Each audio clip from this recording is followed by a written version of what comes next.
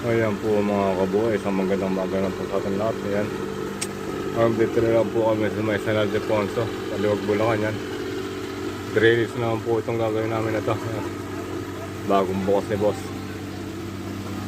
Pero 200 meters back to back mga kabuhay yan.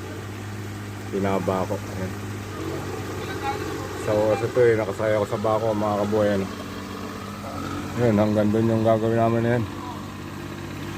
Hindi pa kami nagbubuhos kasi i-slope pa to. Kinukuha pa namin tamang sukat mga kabuhay. Kung mubasan lang to hindi namin alam ang sukat pa. Hintay pa namin yung tawag ni boss kung gaano ang final. Ayan ang mga kasama namin mga kabuhay. 5 lang muna kami kasi magre-layout pa lang. Ayan si Nenoy.